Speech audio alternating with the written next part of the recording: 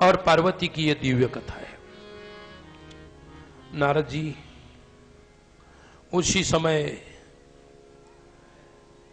पार्वती के पास आए।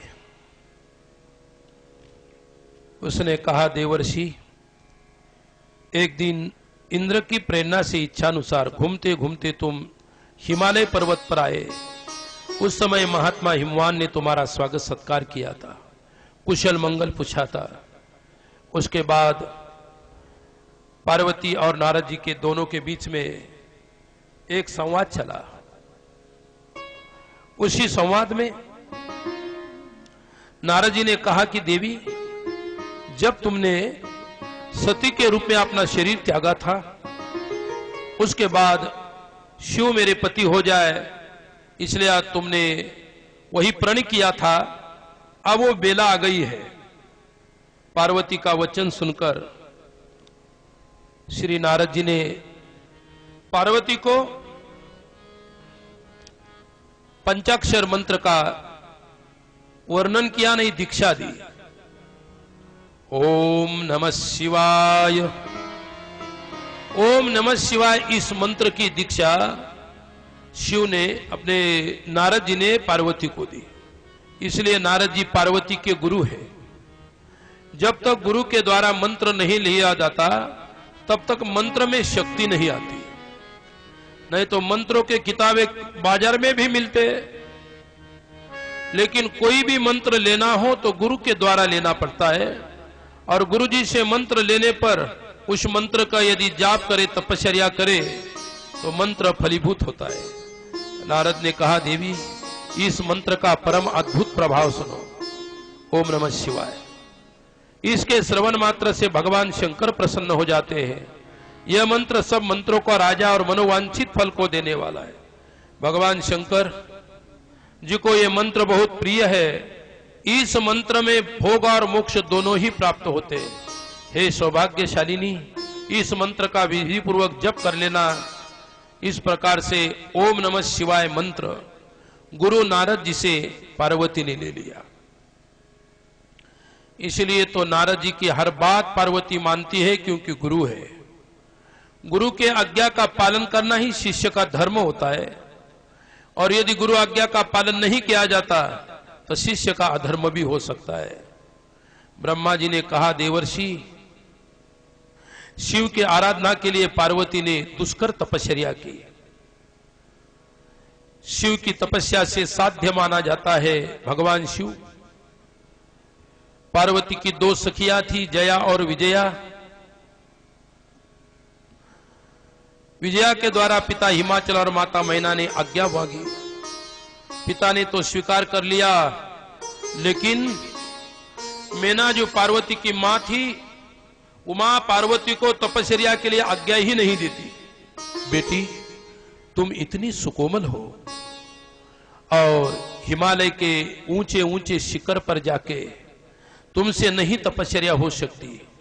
तुम्हारा शरीर कृश हो जाएगा, दुबला पतला हो जाएगा। हिमालय में गौरी शिखर नाम का शिखर है। शिवा ने अपनी तपस्या वहां पर की थी, इसलिए उस पर्वत के शिखर का नाम गौरी शिखर पड़ा। सुंदरी पार्वती ने पहले भूमि शुद्ध करके एक वेदी का निर्माण किया। जहां भी तुम्हें जप करना हो, माला फेरनी हो, वो जगह शुद्ध होना चाहिए। अपना जो देवघर होता है, हम पत्थर के फर्शी के ऊपर पूजा करते तो हमको फल नहीं मिलता। इसलिए जहां बैठने की जगह होती, उतनी क्यों न जगह हो, गाय के गोबर से लिपना चाहिए। उसके ऊपर अपना जो आसन लगा के बैठने से, जाप करने से उसका फल मिलता है। पत्थर का आसन या काष्ठ का आसन, ये आसन अच्छे नहीं होते। मृगासन है, कुशासन है, या वस्त्र का जो आसन है, वो कोई भी एक आसन आपने ग्रहण करना चाहिए। ग्रीष्म ऋतु में आपने चारों ओर दिन रात आग जलाकर बीच में बैठकर पार्वती ने तपस्या की। वर्षा ऋतु में वेदी पर सुस्थिर आसन में बैठकर ऊपर से बारिश गिरती है तब भी उठते नहीं, ऐसी कठोर तपस्या की। शीतकाल में निराहार रहकर भगवान शंकर के भजन में तत्पर होकर सदा शीतल जल में जाके तपस्या की। ऐसी तीनों ऋतुओं में उन्हें बहुत कठोर तपश्चर्या की। शुद्ध चित्त वाली पार्वती ने प्रचंड आंधी कड़ाके की ठंडी, अनेक प्रकार की वर्षा, दुस्सह धूप का भी सेवन किया। उसके ऊपर वहां नाना प्रकार के दुख आए, लेकिन पार्वती ने अपनी श्रद्धा नहीं त्यागी। तदनंतर महादेवी ने 60,000 वर्ष तक तपश्चर्या किया।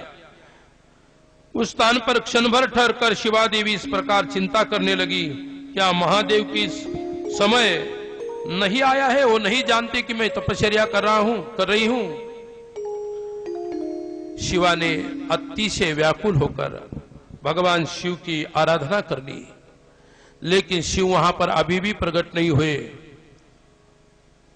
पार्वती की तपस्या अभिषेक दृढ़ता को देखकर महातपस्याशाली शिव वहां पर प्रकट होते हैं और पार्वती की जो तपश्चर्या है, बड़ी प्रभावशाली तपश्चर्या, उस तपश्चर्या से प्रसन्न हो जाते हैं। उस तपस्या से प्रसन्न होके कितनी बड़ी तपश्चर्या पार्वती ने की। कहते कि 60,000 तो पूरे हो गए, 84,000 वर्ष तक उसने शिव को प्राप्त करने के लिए तपश्चर्या की थी और एकाग्रता से एकांत स्थान में सुस्थिर बैठ के तपश्चर्या की। ऐसी उनकी तपश्चर्या के बारे में आप थोड़ा सा संकीर्तन, उसके बाद आगे का विषय कहा जाए।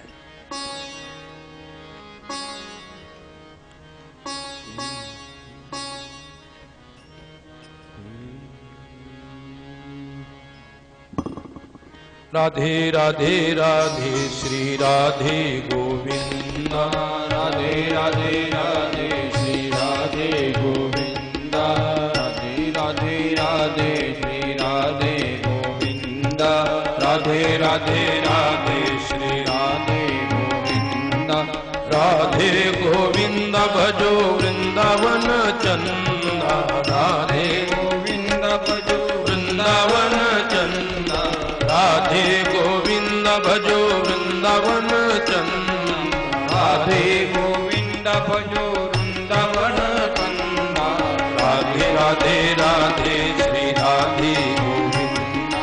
बोलिए राधे राधे श्री राधे गोविंदा, राधे राधे राधे श्री राधे गोविंदा, राधे राधे राधे श्री राधे गोविंदा, राधे गोविंद भजो वृंदावन चंदा, राधे गोविंद भजो वृंदावन चंदा, राधे गोविंद भजो वृंदावन चंदा, राधे गोविंद भजो वृंदावन चंदा, राधे राधे राधे श्री राधे गोविंदा, राधे राधे राधे श्री राधे गोविंदा, राधे राधे राधे श्री राधे गोविंदा, राधे राधे राधे श्री राधे गोविंदा, राधे राधे राधे श्री राधे गोविंदा, राधे राधे राधे श्री राधे गोविंदा, राधे राधे राधे श्री राधे गोविंदा, राधे राधे राधे श्री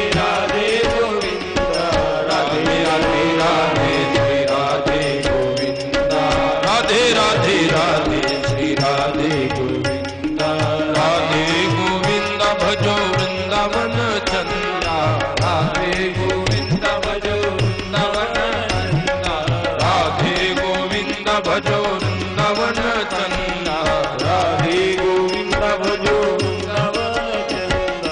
राधे राधे राधे श्री राधे गोविंदा, राधे राधे श्री राधे गोविंदा, राधे राधे राधे श्री राधे गोविंदा, राधे राधे राधे श्री राधे गोविंदा, राधे राधे राधे श्री राधे गोविंदा, राधे राधे राधे श्री राधे गोविंदा, राधे राधे राधे श्री राधे गोविंदा, राधे राधे राधे राधे गोविंदा, राधे राधे राधे श्री राधे गोविंदा, राधे राधे श्री राधे गोविंदा, राधे राधे राधे श्री राधे गोविंदा, राधे राधे श्री राधे गोविंदा, राधे राधे राधे श्री राधे गोविंदा, राधे राधे राधे श्री राधे ताली ताली बजाओ।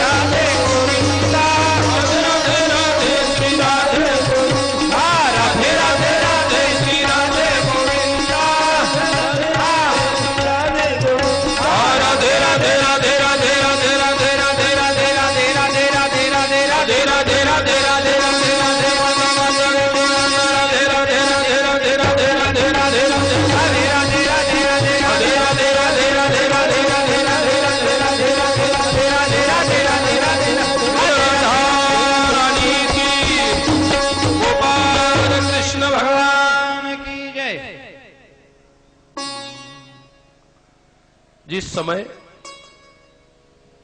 वेद मार्ग के रक्षक और देवताओं की बात सुनकर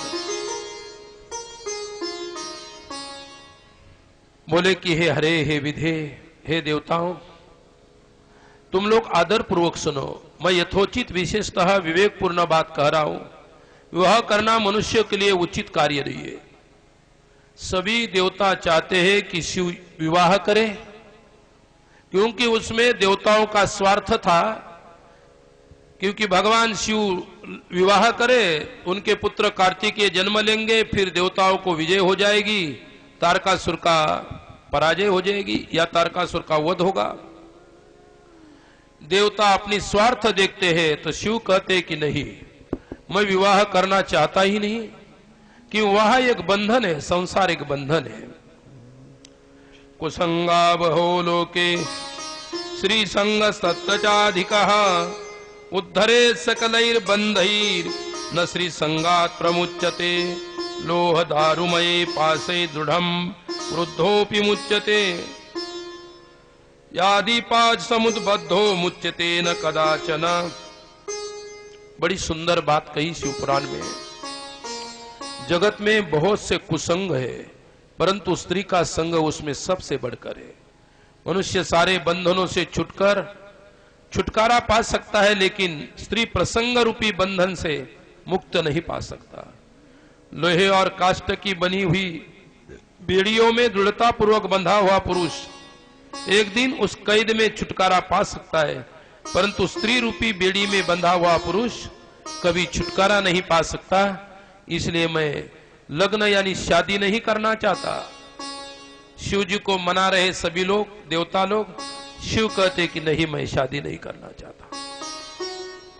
शिव जी की तपश्चर्या चल रही, शिव प्राप्ति के लिए उधर पार्वती की भी तपश्चर्या चल रही है। भगवान शिव की आज्ञा से एक दिन क्या हुआ, शिव ने सप्तर्षियों को बुलाया और पार्वती के आश्रम के लिए जाने के लिए कहा। पार्वती की भक्ति, निष्ठा और श्रद्धा जानने के लिए ये बात कही। ब्रह्मा जी कहते हैं, देवताओं के अपने आश्रम में चले जाने पर पार्वती के तप की परीक्षा के लिए भगवान शंकर समाधिस्थ हो गए। उसी समय सप्तर्षि जो थे, पार्वती की निष्ठा देखने के लिए शिव की ही प्रेरणा से वहां पहुंचे। प्रेम पूर्ण हृदय से, उसकी दृढ़ता से तपश्चर्या चल रही थी। शंकर जी की आज्ञा पाकर सातों ऋषि वहां पहुंचे। पार्वती पही जाई तुम प्रेम परीक्षा ले हो, गिरि प्रेरि पूछतहु दूर करे हो संदेह। सियावर राम जय जय राम, मेरे प्रभु राम जय जय राम। सियावर राम जय जय राम, मेरे प्रभु राम जय जय राम। ऋषि गौरी देखी तह कैसी, मूर्ति मंत तपस्या जैसी। मंगल भवन मंगल हारी, उमा सहित जहि जपत पुरारी। ऋषि गौरी देख ही तक। सात ऋषि जब वहां पर पहुंचे पार्वती जी के पास, उन्होंने पार्वती को देखा तो जैसी मूर्तिमंत तपश्चर्या ही बैठी हुई है। ऋषियों ने कहा, गिरिराज नंदिनी, हमारी यह बात सुनो। हम जानना चाहते कि तुम किस लिए तपश्चर्या करती हो तथा इसके द्वारा किस देवता को और किस फल को पाना चाहती हो। पार्वती ने कहा कि मुनीश्वरों, आप लोग प्रसन्नता पूर्वक हृदय से मेरी बात सुने।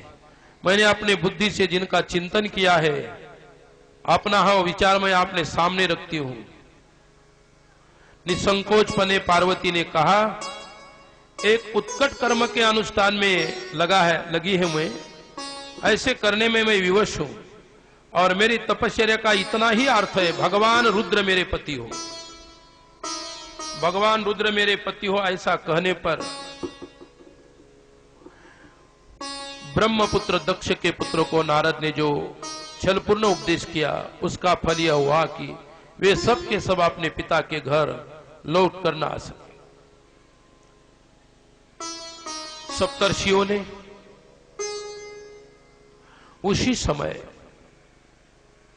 पार्वती को कहा कि शिव से भी अच्छा तुम्हारे लिए हमने पति को खोजा है। पार्वती के सामने उन्होंने विष्णु इंद्र आदि का वर्णन किया, लेकिन पार्वती ने कहा कि नहीं, हम जिसको इस प्रकार से मन वचन से चाहे उसी के साथ ब्याह करेंगे। और अपने कितने ही मुझे शिव से तोड़ने की बात कही तो मैं नहीं मान सकती। तो पार्वती ने नहीं माना। मन कपटी तन सजन चीना, आप सरिस सब ही चहकीना, एहि वचन मानी विश्वासा, तुम चाहो पद सहस उदार। मंगल भवन मंगलहारी, उमा सहित जपत पुरारी। पार्वती ने कहा कि मेरे गुरु ने जो कहा है भगवान शिव ही तुम्हारे पति होंगे, इसलिए मैं शिव के बगैर और किसी को नहीं वरना चाहती। उन लोगों ने कहा दूषण रहित सकल गुण खानी, श्रीपति पुर वैकुंठ निवासी, मंगल भवन मंगलहारी, उमा सहित जपत पुरारी। पार्वती ने कहा कि दूषण रहित सकल गुण खानी, श्रीपति पुर वैकुंठ निवासी। भगवान विष्णु यदि वैकुंठ के निवासी है, अलंकार करने वाले है, ऐश्वर्यशाली है, लेकिन नारद वचनमय पर हरे हो बस हो भो नजर तिहि डरो। नारद जी ने मेरे लिए जो वचन कहे, मुझे उस शिव से ही काम है, मुझे तुम कितना ही वर्णन करो, किसी से मुझे कोई। महादेव अवगुण भवन विष्णु सकल गुण खान, तेहि के कारण मन जाहि सन, तेहि सन काम सियावर राम जय जय राम, मेरे प्रभु राम जय जय राम। सियावर राम जय जय राम, मेरे प्रभु राम जय जय राम। जन्म कोटि लगी रगर हमारी, बरव शंभु न तरहु कुमारी। मंगल भवन मंगलहारी, उमा सहित जय जपत पुरारी। देखिए, उन्होंने पार्वती ने कहा महादेव अवगुण भवन विष्णु सकल गुण खान, जेहि के मन रम जाहि सन, तेहि सन काम। तुम्हारे विष्णु अवगुण की खान, गुण की खान होंगे, सकल गुण की खान होंगे, मेरे महादेव अवगुण की खान होंगे, लेकिन मुझे तुम्हारे विष्णु से कोई लेन देन नहीं है। जन्म कोटि लग रगर हमारी, जन्म जन्मांतर से मेरा प्रेम शिव के प्रति रहा है, इसलिए मैं वरहु शंभु न तरहु कुमारी। विवाह करूंगी तो शंभु के साथ, नहीं तो वैसी की वैसी कुमारी रह जाऊंगी। ऐसा कहने पर सप्त ऋषियों ने पार्वती की दृढ़ता देखी, उनको बहुत आशीर्वाद दिए, धन्य है उसकी जय जयकार की। और सप्त ऋषि ने कहा कि धन्य है तुम्हारी श्रद्धा। जब सप्तर्षि वापिस आए, उसी शिव ने ब्रह्मचारी का रूप धारण किया। भक्तवत्सल शंभु पार्वती जी को देखकर प्रीतिपूर्वक उसके पास गए। तेजस्वी ब्राह्मण देवता को आया देख देवी पार्वती ने समस्त पूजन सामग्री से उनका पूजन किया। शिव ने भी परीक्षा लेनी चाहिए, एक ब्राह्मण के भेष में वहां चले गए। पार्वती ने कहा कि ब्रह्मचारी का स्वरूप धारण करके आप कौन हैं, कहां से पधारे? देवताओं में श्रेष्ठ विप्रवर अपने तेज इस वचन को प्रकाशित कर रहे हैं, मैंने जो कुछ पूछा है सो बतलाइए। उसी समय इच्छानुसार विचरण करने वाले वृद्ध ब्राह्मण मैं हूं, पवित्र बुद्धि, तपस्वी, दूसरों का सुख देने वाला, परोपकारी हूं, इसलिए कोई संशय नहीं। तुम कौन हो? किसकी पुत्री हो? इस निर्जन वन में क्यों तपस्या कर रही हो? वो ब्राह्मण रूपधारी शिव ने पार्वती को पूछा। पार्वती ने सरलता से उत्तर दिया, भगवान, शिव की आराधना शिव प्राप्ति के लिए कर रहा हूं। शिव के बगैर मेरा इस संसार में कोई नहीं, और मेरी इच्छा है मेरे जीवनाधार शिव ही मुझे मिले और किसी से मेरा मन न रमे। पार्वती का परमेश्वर शिव की महत्ता का प्रतिपादन किया। रोषपूर्वक जटिल ब्राह्मण को फटकारा पार्वती ने कि आप मेरे बुद्धि को फेरना चाहते हैं? मैं शिव के बगैर किसी को नहीं चाहती। वे स्वयं शिव ही थे। शिव और पार्वती की फिर बातचीत हुई। शिव का पार्वती के अनुरोध का स्वीकार किया। शिव जी शादी नहीं करना चाहते थे पार्वती की से। उन्होंने कहा कि कोई बात नहीं, ठीक है। शिव विवाह के लिए तैयार हुए। माता पिता ने फिर शिव के साथ शादी करने के लिए इनकार किया था, मना किया था, लेकिन हिमवान ने उसको डांटा और कहा, तू समझती नहीं, जिसके साथ अपने कन्या का विवाह होने जा रहा है वो स्वयं शिवजी है। और देख, शिवजी की निंदा नहीं करना, शिवजी की निंदा नहीं करो, शिव निंदा से बहुत ये हो जाएगा। उसी समय शिव वैष्णव का रूप धारण करके हिमालय के यहां पहुंचे और हिमालय को कुशल समाचार पूछते। अत्यंत प्रीतिपूर्वक द्विजराज की विधिवत पूजा किया, और वे स्वयं शिव ही थे। वो चाहते थे कि मेना और हिमालय का क्या मत है। उन्होंने चाहा, शिव को नहीं समझ पाए। उसी समय मेना ने कहा कि मेरी पार्वती मैं शिव को नहीं दे सकती। वो कोप भवन में जाके प्रवेश किया, जैसे मंथरा कोप भवन में जाके विराजी थी राम का राज्याभिषेक बिगाड़ने के लिए, वैसे कन्या का ब्याह बिगाड़ने के लिए ये भी कोप भवन में जाके जा बैठी। उसी समय शिव का हिमालय के पास सप्तर्षियों को भेजा। हिमवान द्वारा उनका सत्कार किया सप्तर्षियों का। सप्तर्षि तथा अरुंधति ने और वशिष्ठ जी ने पार्वती की माता मेना को बहुत समझाया। सप्तर्षियों के समझाने तथा मेरु आदि के कहने से पत्नी सहित हिमवान का शिव के साथ अपनी पुत्री का विवाह निश्चित करना निश्चित हुआ। और ऋषियों के शिव के पास उन्हें बात बताकर अपने धाम को ऋषि लोग चले गए। आप बहुत सारा प्रयत्न करने के उपरांत हिमवान और उमा ने दोनों ने ही इस प्रकार से ये करना चाहा, शिव के साथ विवाह करने की बात है। हिमवान ने शिव के पास लग्न पत्रिका भेजी। विवाह के लिए आवश्यक सामान जुटाया गया। मंगलाचरण का आरंभ हुआ। उनका निमंत्रण पाकर पार्वती और नदियों को दिव्य रूप में आना, पुरी को सजावट, विश्वकर्मा द्वारा दिव्य मंडप का रचना और निवास के लिए दिव्य लोगों का निर्माण किया। इतने बाराती आएंगे, सबकी व्यवस्था हो जाए, इसलिए उन्होंने पहले से ये कर दिया था। भगवान शिव का नारद के द्वारा देवताओं को निमंत्रण दिलाया। शिव ने भी सभी देवताओं को निमंत्रण दिया, लेकिन भोलेनाथ शिव भोले ही ठहरे। उनकी भोलेनाथ की कैसी बारात है उसका वर्णन आगे करेंगे।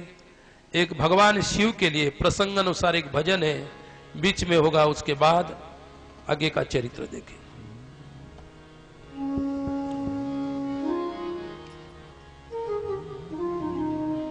शिव शंकर भोला भाला है, तू भक्तों का रखवाला है।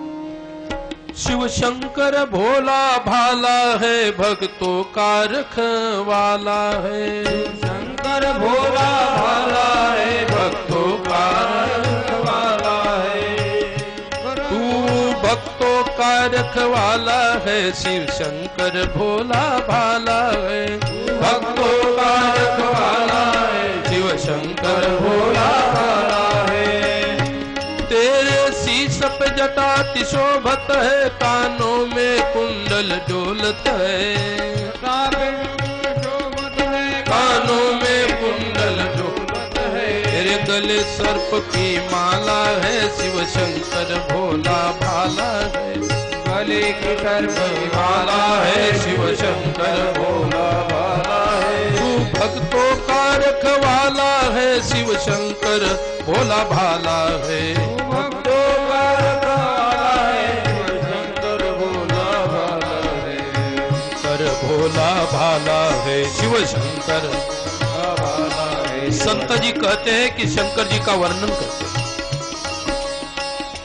तेरे शीश के जटा अतिशोभत है, कानों में कुंडल डोलत है, कानों में कुंडल डोलत है। तेरे गले में सर्प की माला है, शिव शंकर भोला भाला है। शिव शंकर भोला भाला है। शिव जी के स्वरूप का वर्णन है।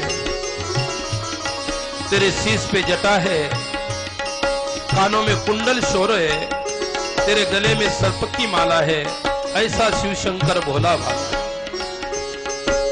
व्याघ्रांबर बर तुम्हारा है, तेरे शिव गंग की धारा है, तेरे शिव गंग की धारा है। तेरे बीच चंद्र मणिमाला है, शिव शंकर भोला भाला है। शिव शंकर भोला भाला है। शिव शंकर भोला भाला है। शिव शंकर भाला है। शिव शंकर भोला भाला।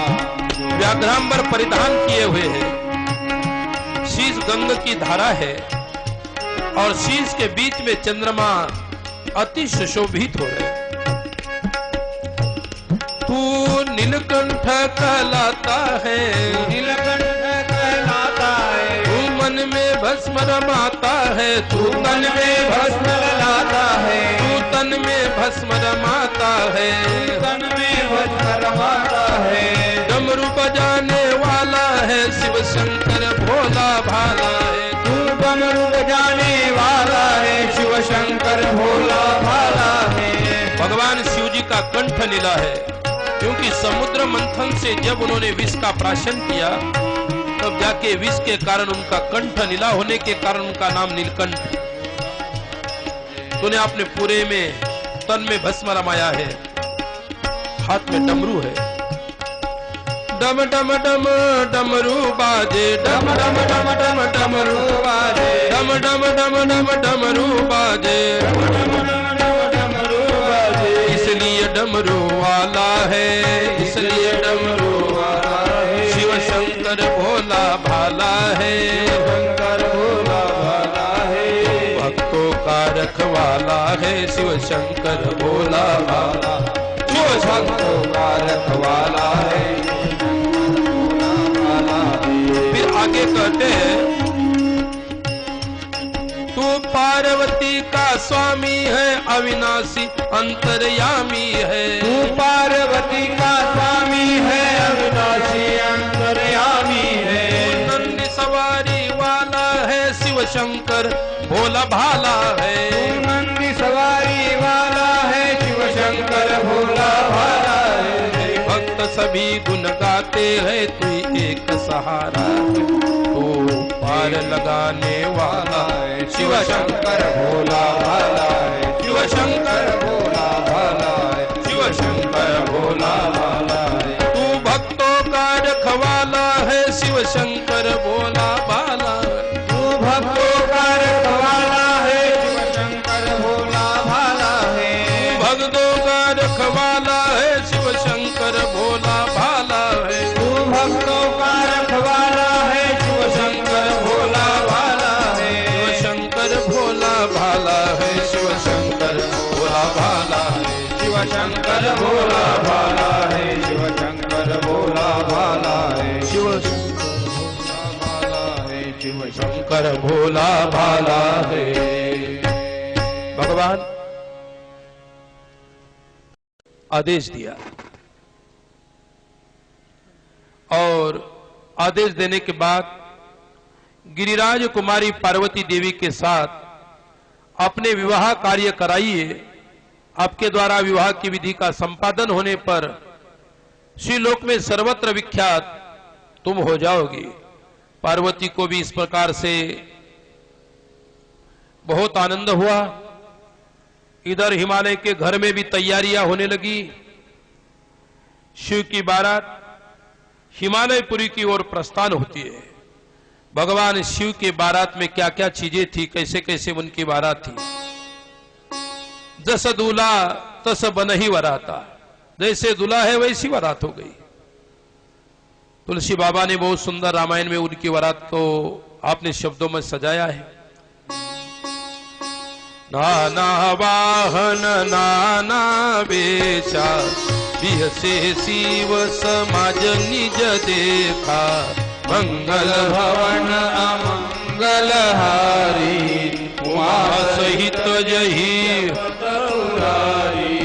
गौमुख ही नवी पल मुख काहू, पिंग पद कर को पद बाहू, मंगल भवन मंगल हारी, उमा सहित जपत पुरारी, विपुल नयन को नयन विहीना, रिद्धि दृष्टि कोई अति तन खीना, मंगल भवन मंगल हारी, उमा सहित जपत पुरारी, दस दुलहु तसी बनिवराता, कौतुक विविध होई मग जाता, मंगल भवन मंगल हारी, उमा सहित जपत पुरारी। शिव जी की वरात नाना वाहन नाना वेशा, बिहसे शिव समाज निज देखा। नाना प्रकार की वराती, नाना प्रकार के लोग, भूत प्रेत पिशाच, नाना प्रकार एक विचित्र वेश उन्होंने अपने शरीर पर धारण किया है। को मुखहीन विपुल मुख काहो, किसी को मुख ही नहीं, केवल धड़ ही धड़ है, और किसी को बहुमुख है। बिंदु पद कर को बहुपद बाहु, कोई बिनु पद, किसी को पैर नहीं तो किसी को अनेकों पद है, किसी को आंख एक है, किसी को दो है, किसी को चार है, किसी को 20 है, और किसी को कुछ आंख ही नहीं है। रिष्ट मुष्ट को अति तन खीना, कोई धृष्ट पुष्ट है, कोई शरीर से दुबला पतला है। कहते कि जैसे वरात, जैसे दूल्हा है वैसी वरात सजी। शिव जी के वरात में गणेश्वर, केकराक्ष, विकुज, विशाख, पारिजात, कपाल, कंदारक, कंदुक, कुंडल, सन्नाथ, कुसूत, अमोक, कोकिल, काक, पादोदर, संतानक, मधुपिंग, कोकिल, पूर्णभद्र, नील, चतुर्वक्त्र, करण, हिमरोमक, यजवाक्ष, शतमन्यु, मेघमन्यु आदि अनेक उनके गण जो थे, वो सभी गण शिव वरात में बड़े उत्साहित है। शीश पर जटा है, मुकुट धारण किए हैं, मस्तक पर चंद्रमा, गले में बहुत सारे सर्प है, त्रिनेत्रधारी शिव। उनकी वरात सधत के हिमालय की तरफ आने को उद्यत हुई। ऐसे दिव्य वरात जब निकल पड़ी, ब्रह्मा जी ने कहा,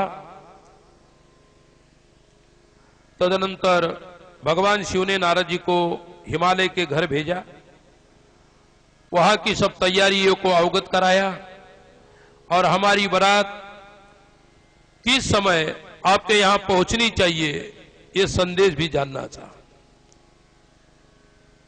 मुने गिरिराज के होने वाले, गिरिजा के होने वाले पति से पहले मैं देखूंगी। मीना ने कहा, पहले मैं पति को देखूंगी कि कैसा पति है, और यदि मेरे अनुकूल पति नहीं होता तो मैं नहीं मानूंगी, और यहां से भी वरात को लौटा सकती हो। भगवान शिव के विवाह में अनेक लोग वहां पर इकट्ठा हुए। स्वयं विष्णु भगवान आए, इंद्र आए, सभी देवताएं आए, और जब भगवान शिव को मैना ने देखा, देख के ऐसे दूल्हे को देख के, क्या भूत के जैसा दूल्हा, शरीर पर कोई क्रीम पाउडर तो नहीं लगाई, भस्म रमाया है, जटाजूट है, कोई अच्छे वस्त्र ही नहीं पहने, भूत प्रेत के जैसी उनकी मूर्ति को देखकर उनकी सास मैना को मूर्छाई, जमीन पर गिर पड़ी, पूजा करने आई थी। लेकिन देखते ही मूर्छा के गिर पड़ी। मूर्छाची जब उठी उसने विलाप किया, रोने लगी। शिव के साथ कन्या का विवाह न करने का हट पकड़ी रही। देवताओं तथा विष्णु ने उन्हें समझाया। उनका सुंदर रूप धारण करने के लिए शिव को कन्या देने का विचार प्रकट करना चाहा।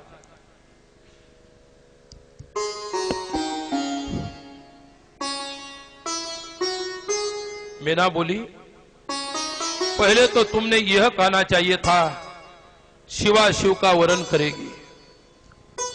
जब शिवजी ने दिव्य स्वरूप प्रकट किया, अपने सुंदर स्वरूप में आए शिव, तो मीना ने तो माना, बोले कोई बात नहीं, हमारी शिवा शिव के साथ ब्याहेगी। फिर थोड़ी देर के बाद कहती है कि ऐसे पति के साथ मेरी लड़की नहीं ब्याह सकती। चंदन को छोड़कर अपने कीचड़ शरीर में लगाया। हाय हाय, हंसों को उड़ाकर तुमने पिंजड़े को कौवा पाला रखा है। गंगा जल को दूर फेंककर कुएं का जल पिया है। प्रकाश पाने की इच्छा से सूर्य को छोड़कर छोटे से जुगनू को पकड़ा है। बेटी, ऐसे पुरुष के साथ कभी ब्याह नहीं करना। हम दोनों माता पिता को धिक्कार है जिन्होंने तुम्हें जन्म दिया, और नारद ने तुम्हारे बुद्धि को बिगाड़ा है, और सप्त ऋषियों ने और वशिष्ठ की पत्नी अरुंधति ने भी हमें बड़े प्रशंसा के साथ शिवजी की प्रशंसा की। सभी लोगों ने मुझे धोखा दिया है। मीना ने जब हठपूर्वक ऐसी बात कही, तब पार्वती स्वयं जाकर यह रमणीय वचन बोली, मां, तुम्हारी बुद्धि तो बड़ी शुभकारक है। इस समय विपरीत कैसे सोच रही हो? धर्म का अवलंबन करने वाली होकर भी तुम अधर्म को चाह रही। पार्वती ने उसको फिर से समझाया, और समझा बुझाने के बाद फिर उन्होंने कहा कि एक बात सुनो, शिव का यह दिव्य रूप है, परंतु शिव को कन्या देने का हट छोड़ दो, और अपनी कन्या शिव के साथ ब्याहेगी। उसका लग्न शिवजी के साथ होगा। कहने का प्रसंग इतना ही है। पार्वती की मां, जिनका नाम मीना था, उसने कहा कि ऐसे पति को मेरी कन्या नहीं ब्याहेगी, उसके साथ शादी नहीं होगी। लेकिन अंत में उन्होंने कहा, सभियों ने उसको समझाया, तो भगवान शंकर जी ने अपना असली दिव्य रूप प्रकट किया, और फिर मीना को प्रसन्नता हुई। वो शंकर जी के प्रति ऐसे गलत शब्दों से बोली थी, अभद्र शब्दों से उनकी निंदा की थी। उसने प्रार्थना करके शिव को क्षमा मांगी। नाथ, मुझे आप क्षमा कर दीजिए। मैंने सभी पूर्ववासियों के साथ आपकी निंदा की है, और आज तो आपके दिव्य स्वरूप, सही स्वरूप को देखकर मुझे खरोखर बहुत अच्छा लग रहा है। मीना द्वारा भगवान शिव का इस प्रकार से प्रशंसा करने पर और क्षमा मांगने पर भगवान के रूप को देख के प्रसन्न हुई, और पार्वती अंबिका का पूजन करने के लिए वहां चल पड़ी। देखो, पार्वती का लग्न होने जा रहा था। उसी समय पार्वती जी ने अंबिका का पूजन किया। अब पार्वती के बढ़कर कौन सी अंबिका दूसरी है, यह भी बात यहां पर आती है। मूल प्रकृति जो उमा है, उस उमा प्रकृति ही मूल जगदम्बा है। उसका पूजन करने के लिए पार्वती वहां निकल पड़ी।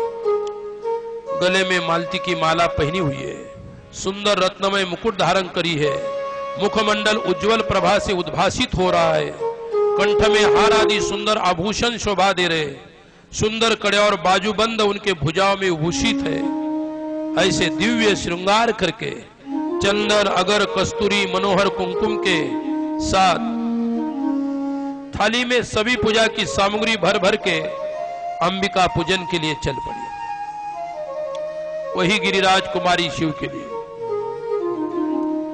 जय जय जय गिरिराज कुमारी, जय महेश मुख चंद्र चकोरी, जय जय जय जय गिरिराज कुमारी, जय महेश मुख चंद्र चकोरी।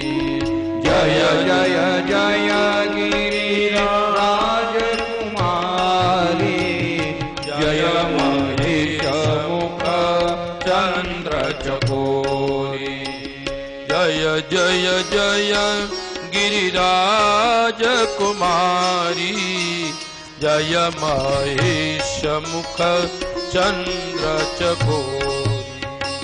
जय जय जय गिरिराज कुमारी, जय महेश मुख चंद्र चकोरी। गिरिराज कुमारी पार्वती जी स्वयं गिरिराज कुमारी है, महेश के मुख की चंद्र चकोरी भी है। अब वर पक्ष के आभूषणों से विभूषित शिव की निराजना करा गई। कन्यादान के समय वर के साथ देवताओं को हिमाचल के घर के आंगन में विराजना और वर वधू के द्वारा एक दूसरे का पूजन कराया गया। उनके यहाँ के रीति रिवाज के अनुसार जब वर वधू मंडप में लाए गए, हिमालय के आंगन में बहुत विशाल मंडप दिया हुआ था, उसी समय वर वधू का एक दूसरे से पूजा करवाई। फिर शिव पार्वती के विवाह को आरंभ होता है। ये शिव जी का दिव्य विवाह है। उसी समय गर्गाचार्य से प्रेरित मेना सहित हिमालय ने कन्यादान का कार्य आरंभ किया। आभूषणों से विभूषित मैना सोने का कलश लिए पति हिमवान के दाहिने भाग में बैठी है।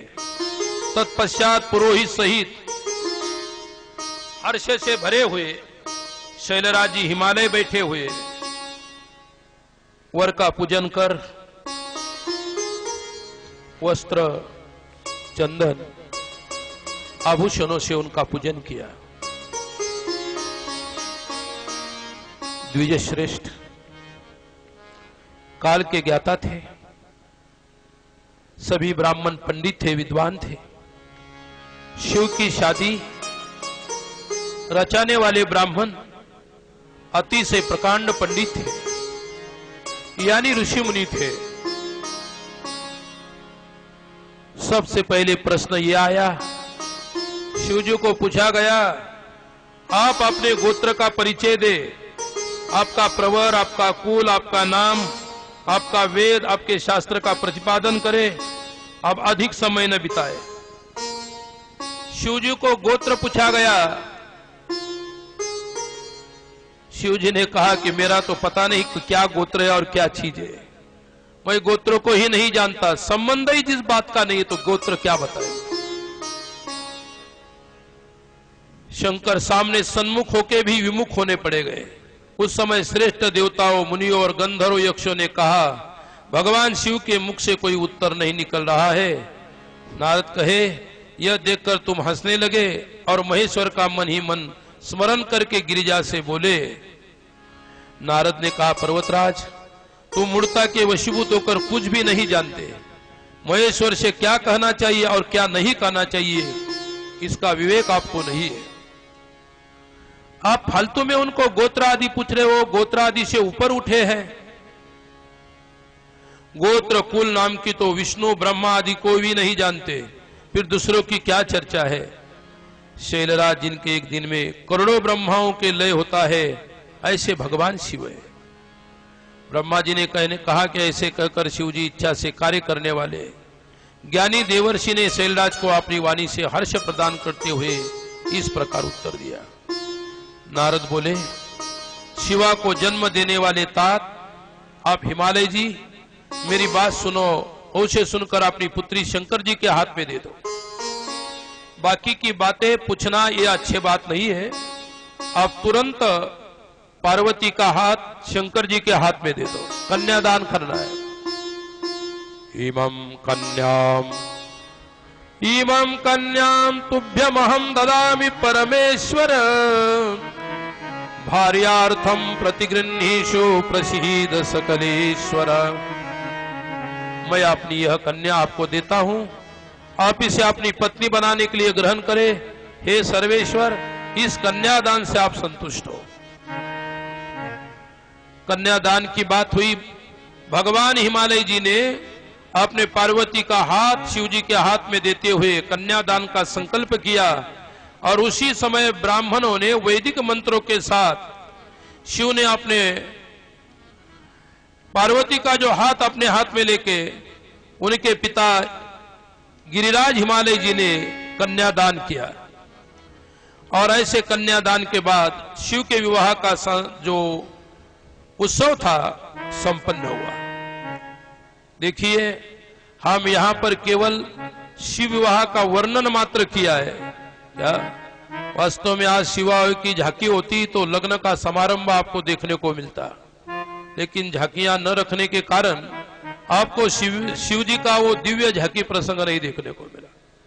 लेकिन इस प्रसंग की जो बहुत सारी बातें मैंने संक्षिप्त रूप में आपको विवरण किया है, ज्यादा रूप से नहीं कह सकता, बहुत सारी कथा शेष है। शिव विवाह का प्रसंग कन्यादान के बाद यहां थम जाता है। आगे के जो भाव मैं आपको बताऊंगा उससे पहले थोड़ा संकीर्तन हो जाएगा।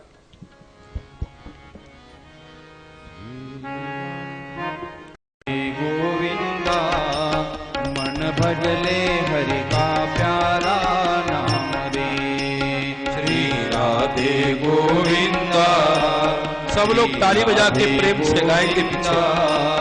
मन भजले हरि का प्यारा नाम रे। श्री राधे गोविंदा, श्री राधे गोविंदा। मन भजले हरि का प्यारा नाम रे। श्री राधे गोविंदा, मन भजले हरि का प्यारा नाम रे। हरि का प्यारा नाम रे, प्रभु का प्यारा नाम रे। हरि का प्यारा नाम है, प्रभु का प्यारा नाम है। हरि का प्यारा नाम रे, प्रभु का प्यारा नाम रे। हरि का प्यारा नाम है, प्रभु का प्यारा नाम रे। श्री राधे गोविंदा, श्री राधे गोविंदा। मन भजले हरि का प्यारा नाम रे। श्री राधे गोविंदा, मन भजले हरि का प्यारा नाम है। ओ जय नंद लाला जय गोपाला, जय नंद लाला जय गोपाला। जय नंद लाला जय गोपाला, जय नंद लाला जय गोपाला। श्री राधे गोविंदा, श्री राधे गोविंदा। मन भजले हरि का प्यारा नाम रे। श्री राधे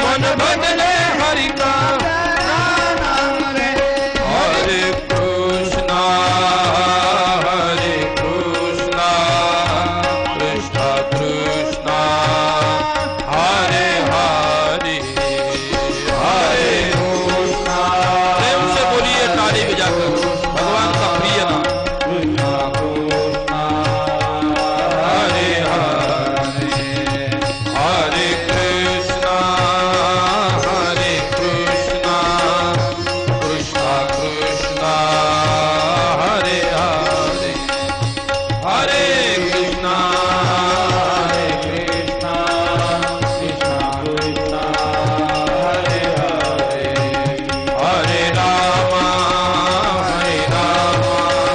राम राम हरे हरे हरे राम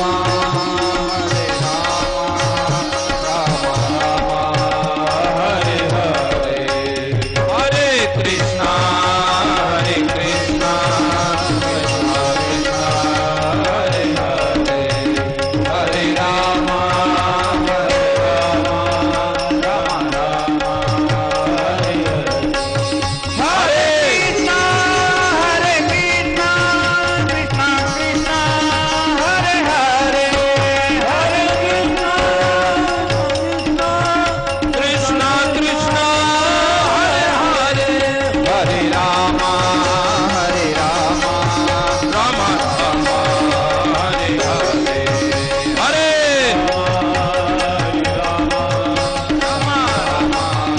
हरे हरे हरे हरे कृष्णा कृष्णा कृष्णा हरे हरे हरे कृष्णा कृष्णा कृष्णा हरे हरे हरे राम राम राम हरे हरे हरे राम हरे हरे बोलो गोपाल कृष्ण भगवान की। भगवान शिव का विवाह संपन्न होने के बाद मीना ने अपनी कन्या पार्वती को और जितनी वहां पर ऋषि पत्नी आई थी उन्होंने भी गिरिजा को बहुत सारे संसार के उपदेश दिए। धन्या पतिव्रता नारी नान्या पूज्या विशेषतः पावनी सर्वलोकानां सर्वपापोघनाशिनी सेव्यते या पति प्रेम्णा परमेश्वर अच्छिवैः इह भुक्त्वाखिला भोगानन्ते पत्या शिवाम गतिम। पतिव्रता धर्म से तत्पर रहने वाली स्त्री अपने प्रिय पति के भोजन कर लेने पर ही भोजन करे। पार्वती की मां ने भी उसको उपदेश दिया, शिवे जब पति खड़ा हो तब साध्वी स्त्री की खड़ी होनी चाहिए। शुद्ध बुद्धि वाली साध्वी स्त्री प्रतिदिन अपने पति के सो जाने पर उसके जागने से पहले जाग जाना चाहिए। संसार में जितने नियमावली है आचरण करने की वो सब बातें बता दी। पार्वती जी को इतना बताने की कोई जरूरत नहीं, वो तो स्वयं जगदम्बा है, वो सब जानती है। पति ही देवता है, पति ही गुरु है, पति ही धर्म, पति ही तीर्थ है, पति ही व्रत है। ऐसे सबको छोड़कर एकमात्र पति की आराधना करनी चाहिए, ऐसे भी बताया। भरता देवो गुरुर्भरता धर्म तीर्थ व्रतानि च तस्मात् सर्वं परित्यज्य पतिमेकं समर्चयेत्। उस काल की बात है, ऐसे सात्विक दिव्य आचरणशील पति होते थे, वैसी ही स्त्रियां होती थी। कलयुग की बात अलग है, हम नहीं उसके ऊपर भाष्य करना चाहेंगे, लेकिन यहां पर साक्षात स्त्री ने अपने ससुर के यहां जाने पर, अपने पति के यहां जाने पर कैसा बर्ताव करना चाहिए, किस प्रकार से आचरण करना चाहिए, इन सभी बातों का वर्णन यहां पर किया। और इसी वर्णन के साथ इस रुद्र संहिता का तृतीय खंड, जो पार्वती नाम से खंड था, समाप्त हुआ। अब रुद्र संहिता का चतुर्थ खंड प्रारंभ होता है।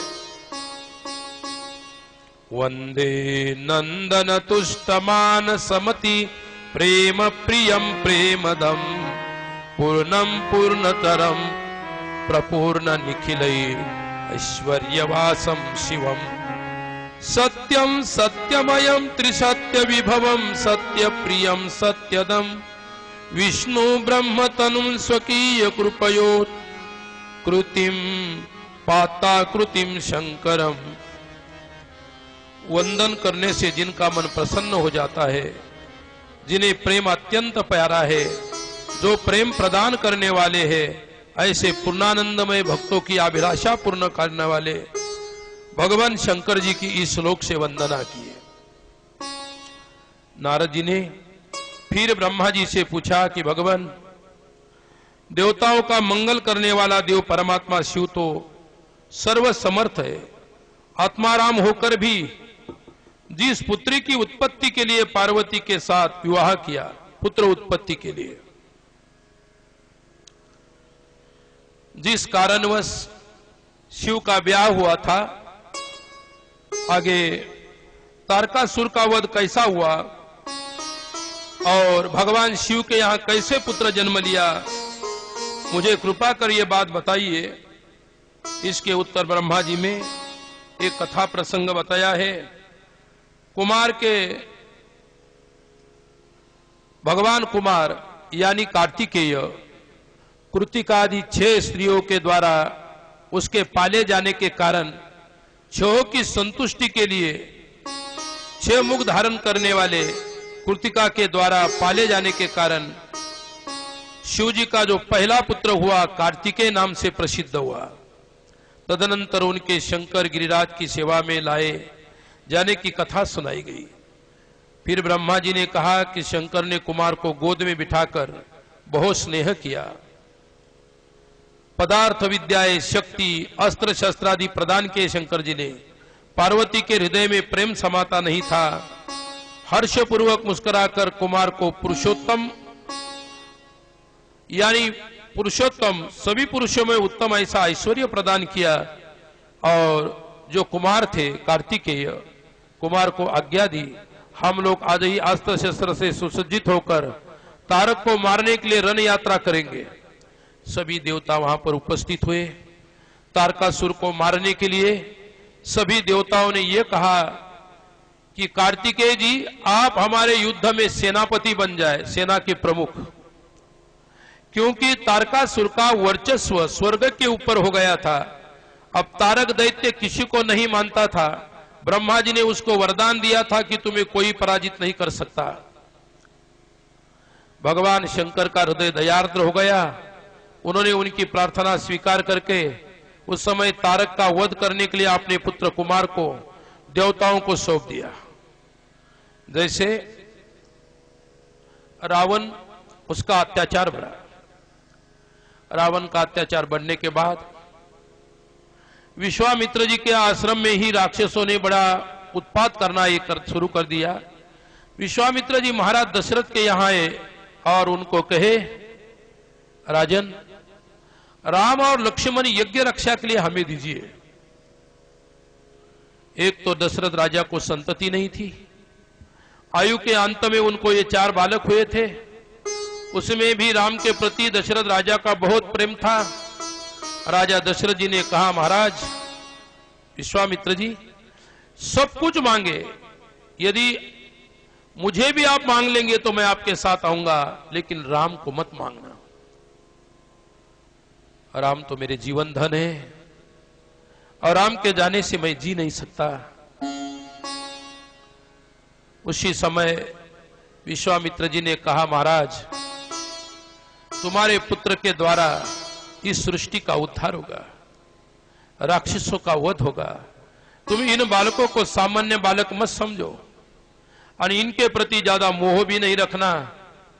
ये राम और लखन हमें दीजिए। राजा ने, दशरथ ने कहा कि भैया राम लखन, मैं तो तुम्हें छोड़ना नहीं चाहता, लेकिन विश्वामित्र जी मांग रहे हैं तो चले जाओ। लेकिन भैया एक बात याद रखो, आज तक तो हमने पिता समझ के तुम्हारी सेवा की, तुम लोगों ने हमको पिता समझा। जंगल में, वन में, आश्रम में गुरु महाराज तुम्हारे माता पिता है।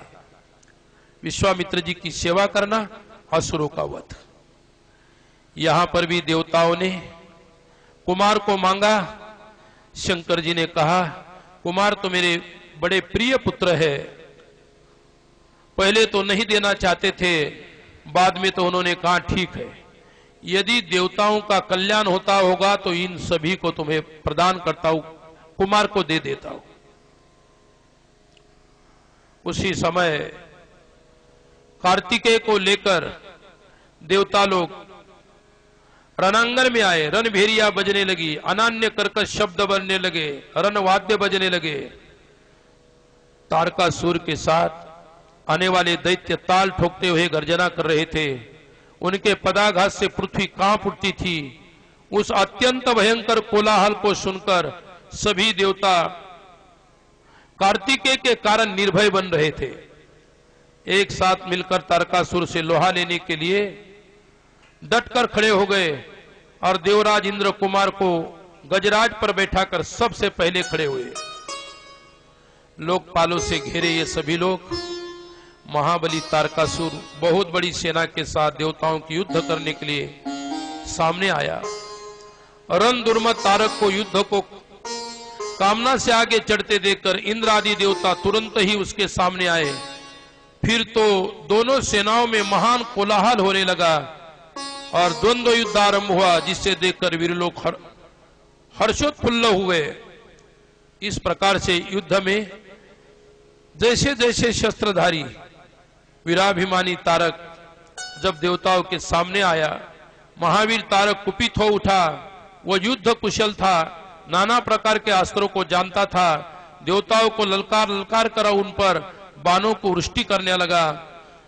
बलवानों में श्रेष्ठ असुरराज तारक को ऐसा देखकर उसी समय कार्तिकेय जी ने भयभीत देवताओं को यूं ही पिटते देखकर भगवान अच्युत को क्रोध आया और शीघ्र युद्ध करने के लिए भगवान विष्णु भी तैयार हुए।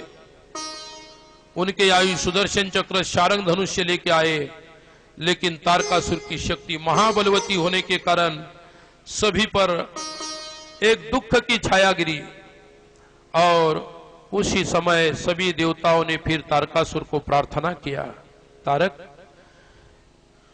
तेरी शक्ति जरूर ज्यादा है, लेकिन हमारे सामने तेरा कुछ नहीं चलेगा। कार्तिकेय की प्रार्थना करके भीषण संग्राम छिड़ गया। तारक की मृत्यु नहीं होती थी, तारक किसी को नहीं बचता था। उसी समय आकाशवाणी हुई, तब तारक और कुमार का संग्राम प्रारंभ हुआ। अत्यंत दुस्सह महान भयंकर संपूर्ण बाणों को भयभीत करने वाला कुमार तारक दोनों युद्ध में लड़ने लगे। तदनंतर शंकर जी के तेज से संपन्न कुमार ने शक्ति से अपने तारकासुर पर शक्ति चलाई और तारकासुर के सभी अंग छिन्न भिन्न कर दिए। संपूर्ण असुरगणों को अधिपति महावीर सहसा धराशायी हो गया और उसी समय कुमार द्वारा तारकासुर का वध हो गया। कुमार भगवान कार्तिकेय की जय। कुमार कार्तिकेय की विजय हुई। ये सब युद्ध का प्रसंग है, वीर रस का प्रसंग है। इसमें किसी प्रकार का कोई अन्य विषय नहीं है। बहुत सारे राक्षसों के द्वारा यहाँ युद्ध कराया गया और उसी समय सभी देवता लोग विजय उत्सव मनाने लगे और भगवान शिव के नाम से जय जयकार करने लगे। भोला भंडारी भगवान शिव। सभी देवताओं ने फिर बाद में कुमार की स्तुति की। तदनंतर सभी देवताओं के साथ विमान पर चढ़कर कुमार स्कंद शिव जी के समीप कैलाश पर्वत गए और सभी देवता इंद्र आदि अपने अपने यहाँ पर जो स्वर्ग है वहां पर गए। रमणीय यश का बखान करते हुए अपने लोग को चले गए। परमेश्वर शिव और शिवा कुमार का यह दिव्य ये देख के बड़ा उनको आनंद हुआ और उसके बाद शिव का अपनी मैल से गणेश को उत्पन्न करना शिवा का ये कथा है। आगे की कथा बहुत रमणीय कथा है, थोड़ा सा संकीर्तन करेंगे और छोटी सी कथा शेष बची है, उसका हम व्याख्यान करेंगे। डम डम डमरू बोले तू आज हरि का बोले।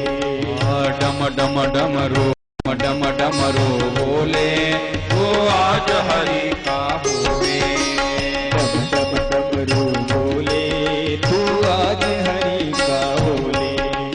डम डम डमरू बोले तू आज हरि का बोले। समझाने लगा बतलाने लगा तू शंकर शंकर बोले। समझाने लगा गाने लगा तू शंकर बोले। समझाने लगा बतलाने लगा तू शंकर शंकर बोले। समझाने लगा तू शंकर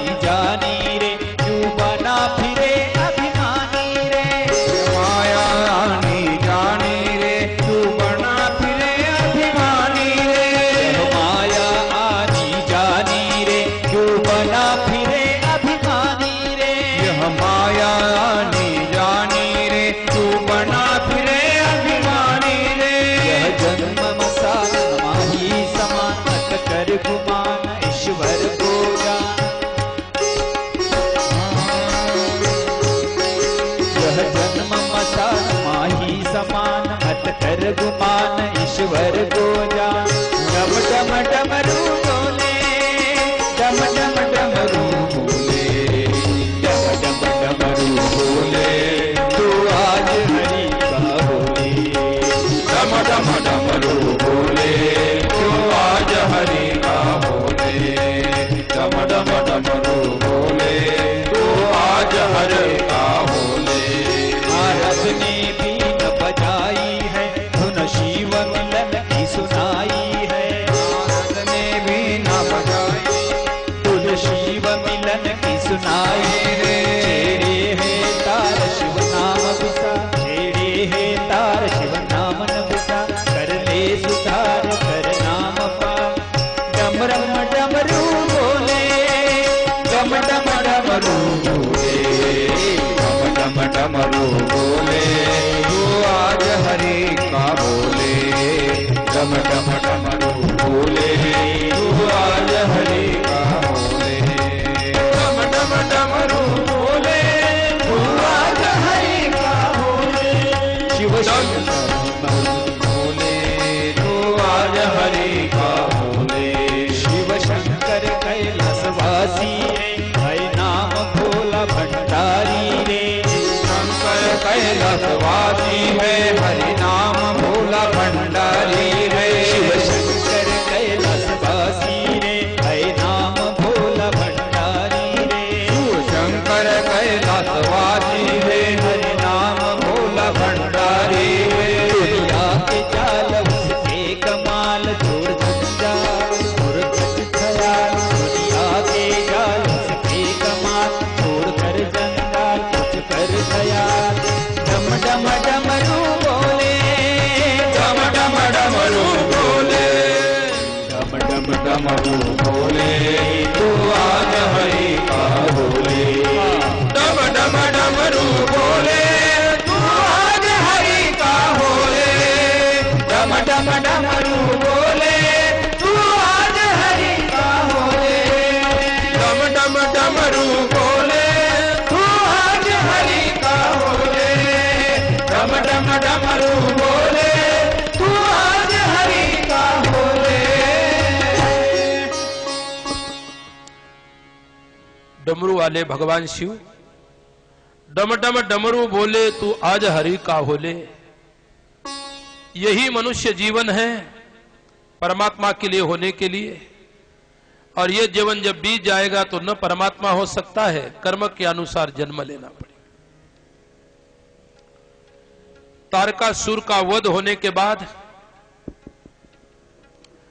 भगवान शिव जी को, पार्वती को अपने पुत्र का प्रताप को देखकर बड़ा आनंद हुआ। नारद जी कहते हैं, हे ब्रह्मा जी, आप तो शिव संबंधी ज्ञान के अथाह सागर है। प्रजानाथ, मैंने स्वामी कार्तिकेय के सदवृत्तांतों को सुनकर मुझे बड़ा हर्ष हो रहा है, आनंद हो रहा है। लेकिन कार्तिकेय के दूसरे भाई गणेश जी, उनका ही चरित्र सुनना चाहता हूं। गणेश जी का दिव्य चरित्र हमें सुनाइए, जो संपूर्ण मंगलों को करने वाला है, उसका वर्णन करिए। सुत जी ने कहा, नारद जी ने ऐसा प्रश्न करने पर ब्रह्मा जी का मन हर्ष से सद्गदित हुआ और वे शिव जी का स्मरण करके आगे कहते हैं। ब्रह्मा जी ने कहा, पहले जो मैंने विधि पूर्वक गणेश जी का उत्पत्ति का वर्णन किया था, शनि की दृष्टि पड़ने से गणेश का मस्तक कट गया था और उसके शीर पर हाथी का मस्तक लगा दिया था। देखो, शनि महाराज गणेश जी के ऊपर सवार हुए थे, उनको मस्तक कटने की नौबत आई, लेकिन भगवान शिव की कृपा से अपने पुत्र को फिर दूसरा हाथी का मस्तक बैठा दिया। बड़ी सुंदर कथा है।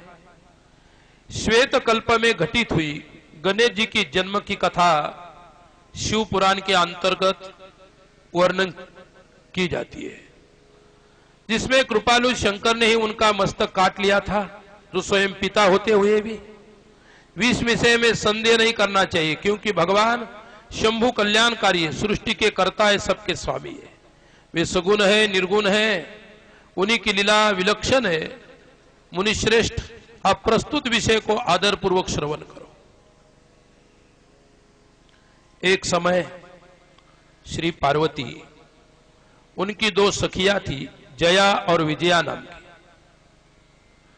सखियों के पास आकर विचार करने लगी, सखी सभी गण रुद्र के हैं, नंदी भृंगी और आदि जो हमारे गण है शिव के ही आज्ञा पालन से तत्पर रहते हैं। पार्वती को ऐसा लगा जितने ही गण हैं सब शिवजी के हैं, और मेरे लिए तो दो गण दिए हैं, उसमें नंदीकेश्वर और भृंगी, वो तो मेरी सेवा में, लेकिन आज्ञा तो शिव की ही पालन करते हैं। शिव आज्ञा परायण होकर द्वार पर खड़े रहते हैं, तो इसलिए अपना भी कोई गण होना चाहिए। ऐसे जया और विजया के साथ चर्चा हो रही। ब्रह्मा जी कहते हैं, सुनो, जब सखियों ने पार्वती जी से ऐसी सुंदर वचन कहा कि अपना ही कौन ऐसा स्वतंत्र गण होना चाहिए, तदनंतर किसी समय पार्वती अपने स्नान गृह में स्नान कर रही थी। स्नान कर रही थी, सदाशिव नंदी को डरा धमका कर भीतर चले गए। वैसे नंदी ने और भृंगी ने कहा, महाराज शिव जी, अंदर पार्वती जी स्नान कर रही, इस समय आप अंदर मत जाना। लेकिन उनको न मानकर, उनको ही डांट फटकार करके शिव जी अंदर चले गए। ऐसी घटना घटित होने पर परमेश्वरी शिव पत्नी पार्वती मन में ही ऐसा विचार करने लगी, ये दोनों सेवक है लेकिन शिव आज्ञा से चलने वाले। आज मैं स्नान के समय शिव जी ने नहीं घुसना चाहिए था, मुझे लज्जा हो रही है। उसी समय उन्हें विचार करते करते एक बात करी। पार्वती देवी ने अपने शरीर से मैल निकाला और मैल से एक चेतन पुरुष का निर्माण किया जो संपूर्ण शुभ लक्षणों से युक्त था। आपने शरीर से मैल निकाला और उस मैल से एक छोटी सी पुरुष कृति बनाई और उसमें प्राण का आधान किया। उस शरीर में इतनी दिव्यता थी, शरीर विशाल था, परम शोभायमान था, बल पराक्रम से संपन्न था। ऐसे दिव्य पुरुष को निर्माण किया और निर्माण करने के बाद मां पार्वती जी ने उसका नाम गणेश रखा। मां, आज आपको कौन सा कार्य मैं करूं बताऊं? उसी समय उसी गणेश जी ने पूछा, ऐसी गणेश की उत्पत्ति हुई।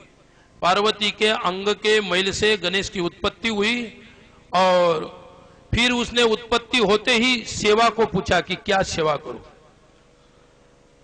जगदम्बा ने कहा, तुम मेरे पुत्र हो, मेरे अपने हो, मेरा एक ही गण नहीं है, सभी शिव आज्ञा से गण चलते हैं। और गणेश जी, तुम तो मेरे गण भी है और मैं तुम्हें एक दिन गणों का अध्यक्ष बना दूंगी, सभी गणों का, सभी गण तुम्हारे ताबे में रहेंगे। और जाओ, तुम मेरे द्वारपाल हो, जब भी मैं स्नान करने जाऊंगी तब मेरे द्वार पर खड़ा होना, और द्वारे पर कोई भी आएगा तो उसके अंदर आने का उसको प्रवेश नहीं देना। पार्वती नंदन महावीर गणेश जी पार्वती की हित कामना से हाथ जोड़कर छड़ी लेकर उसके हाथ में एक छड़ी दी, गृहद्वार पर पहरा देने लगा। अपना पुत्र गणेश को पार्वती ने बहुत शक्ति दी थी। पार्वती पति एक दिन फिर सती माता पार्वती स्नान करने गई तो वहां फिर गणेश जी द्वारपाल के रूप में खड़े थे और शिव जी वहां पर आए। गणेश जी ने शिव जी को रोका, ठहरो साहब, अंदर नहीं जाना। गणेश जी ने जब रोका तो गणेश जी को शिव जी ने कभी देखा ही नहीं था, ये कौन है करके। अरे कहा, भैया मुझे अंदर जाने दो, ये मेरा घर है। बोले, माता जी की आज्ञा है और मुझे द्वारे पर रखा है, आप उनके आज्ञा के बिना अंदर नहीं जा सकते। शिव जी को गुस्सा आया और कहा, मूर्ख, तू किसे रोक रहा है? दुर्बुद्धे, तू नहीं जानता कि मैं शिव के अतिरिक्त और कोई नहीं हूं, मैं भगवान शिव हूं। पार्वती मेरी पत्नी है, मेरा जाने का अंदर का अधिकार है, मुझे जाने से रोकने वाला तू कौन होता है? भगवान गणेश ने कहा, मेरी मां है, मां की आज्ञा का मैं पालन करता हूं, इसलिए तुम्हें अंदर जाने की अभी इसी समय तो इजाजत नहीं होगी। जब मां की आज्ञा अंदर से होगी तब मैं तुम्हें छोड़ सकता हूं। गिरिजानंदन गणेश निर्भय होकर बने रहे। शिवगणों के फटकारा शिव जी ने, और दरवाजे को नहीं छोड़ना। ये कौन बीच में दरवाजा पे खड़ा कर दिया है? मैंने तुमको खड़ा कर दिया था, ये कौन है? शिव जी फटकारने लगे। उसी समय महेश्वर ने कहा, गणों, यह कौन है जो इतना उच्छृंखल होकर शत्रु की भांति मुझे रोक रहा है? द्वारपालों को दूर भगा दिया और स्वयं यहां पर खड़ा हो गया। तुम लोग नपुंसक की भांति इधर उधर खड़े हैं। उसी समय गणों ने पता लगाकर श्री गिरिजा के पुत्र है तथा द्वारपाल के रूप में बैठे। शिव जी को पता नहीं था कौन है। तो शिव गणों ने कहा कि महाराज, ये आपके ही पुत्र, गिरिजा के पुत्र है और उनके ही द्वारपाल के रूप में यहां खड़े हैं। लीला रूप भगवान शंपूर ने विचित्र लीला करनी चाहिए। उसी समय गणेश को भीषण शिव जी के साथ युद्ध हुआ और इस युद्ध में भगवान शिव जी ने अपने त्रिशूल से गणेश जी का शिरच्छेदन किया। शिरच्छेदन करने पर भयंकर खून रक्त वहां पर गिर पड़ा। परादेवी पार्वती को बहुत क्रोध आया। पार्वती बहुत नाराज और निराश हुई। ऋषियों ने कहा, देवी अभी संहार होना चाहता है, अतः क्षमा करो, क्षमा करो। अंबिके, तुम्हारे स्वारी शिव भी तो यही स्थित है, तनिक उनकी ओर तो दृष्टिपात करो। गणेश जी का शिरच्छेदन करने पर शिव जी को ही दुख हुआ। शंकर जी के पास जगदम्बा गई और हाथ जोड़कर चरणों में नमस्कार कर कर बोली, ठीक है, जिस प्रकार सारी त्रिलोकी की सुख मिल सकता है, लेकिन मेरा पुत्र गणेश के जाने से मुझे परम दुख हुआ है। ब्रह्मा जी कहते कि शिव जी की आज्ञा का पालन करने वाले उन देवताओं ने यह सारा कार्य संपन्न किया। शिशु शरीर को धो पोंछ कर विधिवत उनकी पूजा की और उसी समय भगवान शंकर जी ने पहले पर एक दांत वाला एक हाथी मिला। शंकर जी ने कहा कि जाओ, जो भी प्राणी तुम्हें शुरू में मिले उसका मस्तक ले आना। जब गण गए तो पहले हाथी मिला, उसका एक ही दांत था, उसी की गर्दन काट के भगवान शिव के पास लाए। शिव जी ने एक दांत वाले हाथी को गणेश के शीश पर लगा दिया, शरीर पर जोड़ दिया। तब शिवाज्ञा पालन संबंधिनी देवताओं की बात सुनकर गणेश जी ने फिर शिव की प्रार्थना किया और जल का स्पर्श होते ही बालक शिवेच्छा से शीघ्र ही चेतना युक्त होकर जीवित हो गया। गणेश जी ने फिर भगवान शिव को पहचाना, उनकी प्रार्थना की और अपना पुत्र समझ के शिव जी ने उठाया और अपने गोदी में रखा और फिर गणेश जी को कहा कि कोई बात नहीं, हम तुम्हें सभी गणों का अध्यक्ष बना देंगे। सभी गणों का अध्यक्ष बना के लिए गणेश जी को अध्यक्ष बनाया, इसलिए आज से गणेश जी गणाध्यक्ष हुए। पार्वती जी के द्वारा गणेश जी को वरदान दिया, देवों द्वारा अग्र पूजा की। उसी समय पार्वती ने हट्ट किया। शंकर जी और देवताओं को भी कहा, मेरा गणेश बहुत बुद्धिमान है, इसलिए मेरी गणेश की पहली पूजा होनी चाहिए, सत्कार होना चाहिए। बेटा, इस समय तुझे बड़ा कष्ट झेलना पड़ा है, किंतु आप तो कृतकृत्य हो गया, तू धन्य है। आपसे संपूर्ण देवताओं के हेतु अग्र पूजा तेरी रहेगी। कोई भी पूजा हो तो पहली पूजा गणेश जी की रहेगी, बाद में अन्य देवताओं की। क्योंकि इस समय तेरे मुख पर सिंदूर दिख रहा है, इसलिए मनुष्य को सदा सिंदूर से तेरी पूजा करनी चाहिए। गणेश जी के मस्तक का जो लाल खून था, सिंदूर के रूप में उसके मस्तक पर लगा था, इसलिए गणेश जी को सिंदूर लगाने की विधि है। जो भी सिंदूर लगा के गणेश जी की पूजा करते हैं उसको गणेश जी बहुत प्रसन्न हो जाते हैं, इसलिए सिंदूर तिलक गणेश जी को किया जाता है। अब तो पूरे शरीर को ही सिंदूर लगा दिया है, जितना ही उसको सिंदूर चढ़ाओ वो उतने प्रसन्न हो जाते हैं। इसलिए मनुष्य को सदा सिंदूर से तेरी पूजा करनी चाहिए। जो मनुष्य पुष्प, चंदन, सुंदर गंध, नैवेद्य, रमणीय आरती, तांबूल और दान से तेरी परिक्रमा करेगा, नमस्कार करके विधि पूर्वक तेरी पूजा करेगा, सारी सिद्धियां उसको प्राप्त हो जाएगी, इसमें लेस मात्र संदेह नहीं है। ऐसे जगदम्बा ने कहा। ब्रह्मा जी ने कहा कि महेश्वरी देवी ने अपने पुत्र गणेश को यो कहकर नाना प्रकार की वस्तुएं प्रदान की। तब जाके शिवगण का मन विशेष रूप से शांत हुआ। शिव जी के गोदी में बैठे गणेश जी, उनके मस्तक पर हाथी का मस्तक था और दूसरा पुत्र उनका कार्तिकेय। अंत में इस रुद्र संहिता के इस कुमार खंड के अंत में बड़ी सुंदर कथा आती है। एक दिन दोनों बेटे शिव जी के गोदी में बैठे थे। कुमार कार्तिकेय और गणेश जी ने अपने विवाह की बात चलाई कि हमारा विवाह होना चाहिए। गणेश को तो पहले सर्वाध्यक्ष पद मिला था।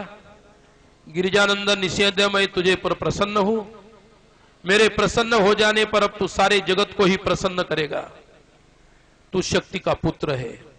गणेश जी की प्रशंसा की। तत्पश्चात शंकर अत्यंत प्रसन्नता के साथ बैठे हुए थे।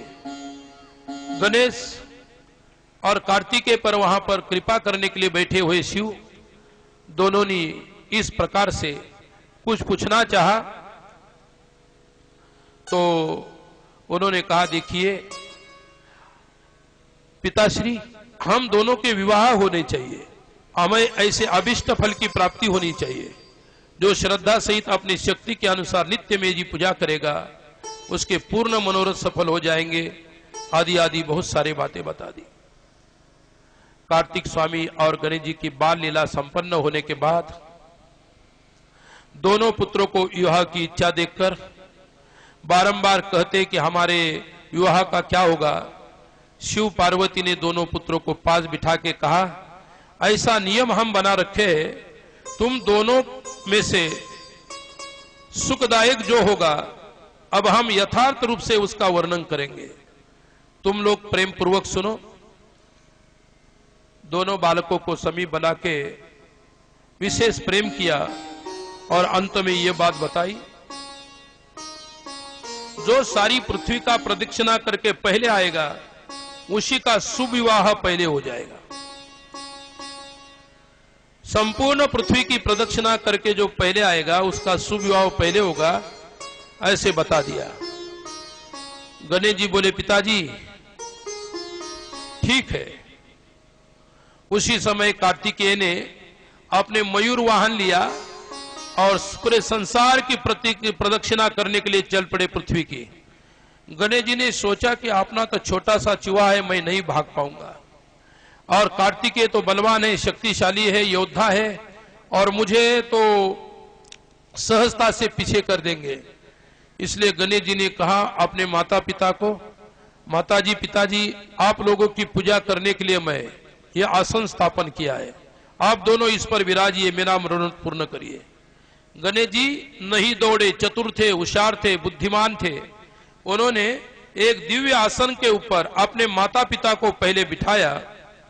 गणेश जी की बात सुनकर पार्वती परमेश्वर पूजा ग्रहण करने के लिए आसन पर विराजमान हुए। गणेश जी ने उनकी विधि पूर्वक पूजा की और पूजा होने के उपरांत गणेश जी ने माता पिता की 7 परिक्रमाएं की। 7 परिक्रमा करने के बाद गणेश जी पिताजी के पास गए और कहे, पिताजी मैंने तो पृथ्वी की एक नहीं 7 प्रदक्षिणा की है, अब मुझे मेरा विवाह हो जाए। शिव जी ने कहा, तो कार्तिकेय तो दौड़ रहा है, तू तो हमारे ही पास है, कहां परिक्रमा करे तुमने? सारी पृथ्वी की परिक्रमा तो कराया, कुमारा भी आया नहीं।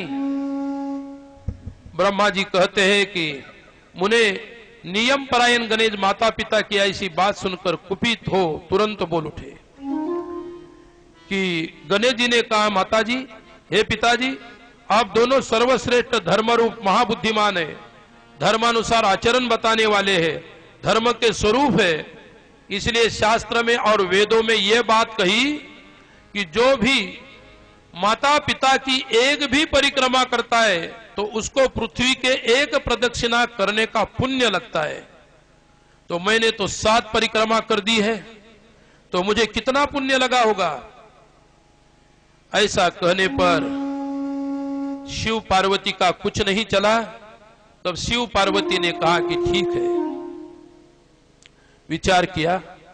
उसी समय प्रजापति विश्वरूप की कन्या, दिव्य रूप संपन्न एवं सर्वांग सुंदरी कन्या थी।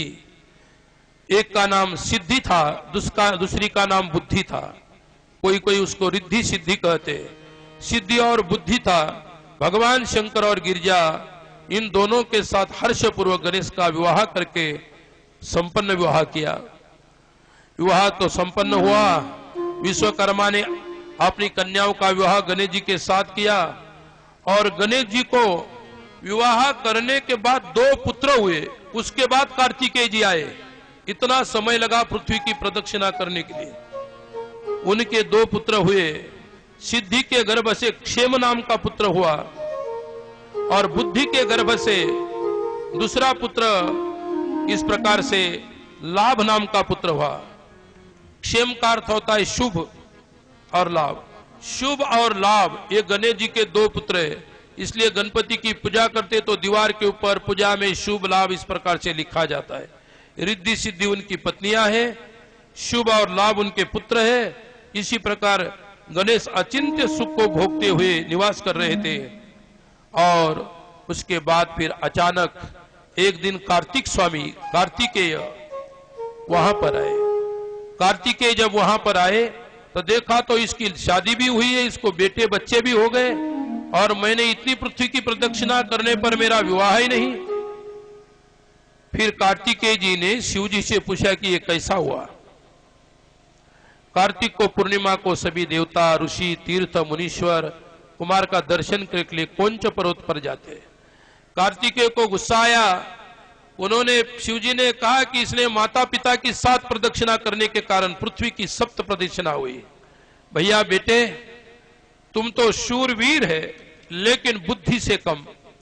इसलिए गणपति ने बुद्धि लगा के वेदों का सिद्धांत को जान के मेरी परिक्रमा करके तुमसे पहले विवाह निपट लिया।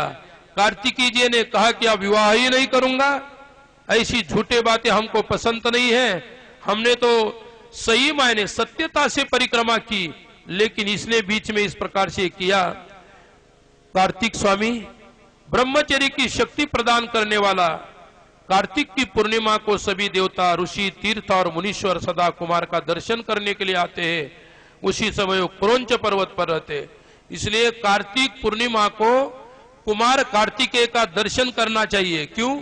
उस समय कार्तिक स्वामी के पास सभी तीर्थ, सभी देवता, सभी पर्वत, सभी नदियां, सब तीर्थ वहां जमा हो जाते। और उस दिन कार्तिक स्वामी का दर्शन करने से सभी तीर्थों का स्नान, सभी इसका पुण्य हो जाता है।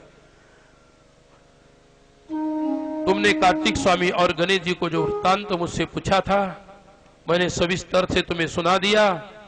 और शिव महापुराण का ये दिव्य पावन खंड रुद्र संहिता का 4th स्कंद समाप्त होता है। अब रुद्र संहिता का अंतिम 5वां खंड है, वो रुद्र संहिता का युद्ध खंड बोलते हैं। कल हम युद्ध खंड की कथा आपको सुनाएंगे कल से। और दिव्य दिव्य कथाओं का गान यहां से होगा। शिव पुराण एक नई कथा होने के नाते बहुत कठिन है, क्लिष्ट है, लेकिन शिव पुराण सुनने से, और मैंने आपको यह भी कहा, ये कुंभ पर्व का प्रसंग है, कुंभ पर्व के दिन है। संक्रांति से कुंभ पर्व शुरू हुआ और कुंभ पर्व के बीच में अपनी कथा चल रही है। और ये कथा भी प्रयागराज में सूत जी ने सौनकादि ऋषि को कही थी। और आज का कुंभ भी प्रयागराज में भरा है। इसलिए आज की इस समय की कथा जो भी सुनेगा उसको कुंभ स्नान और कुंभ दर्शन का पुण्य तो होगा और लाभ भी होगा।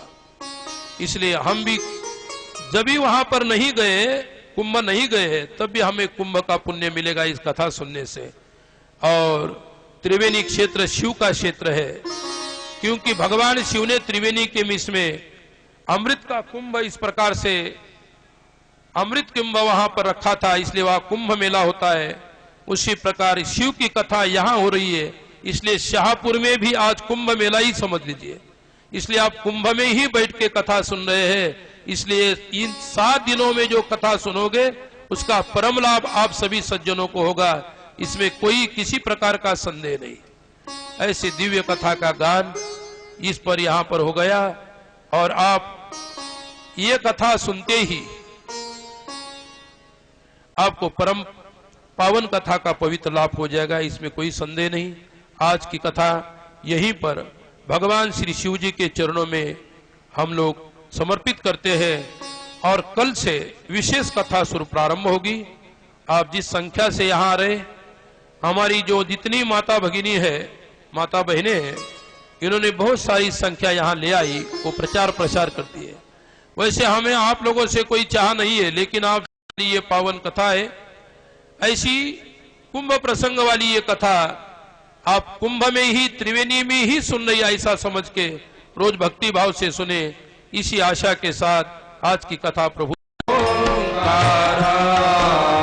ब्रह्मा विष्णु सदा शिव, ब्रह्मा विष्णु सदा शिव, अर्धांगी धारा, ओम हर हर हमारा, ओम जय शिव ओंकारा, एकानन चतुरानन पंचानन राधे, हो शिव पंचानन राधे, हंसासन गरुडासन, हंसासन गरुडासन, वृषवाहन साधे, ओम हर शिव ओंकारा, प्रभु हर शिव ओंकारा, भुज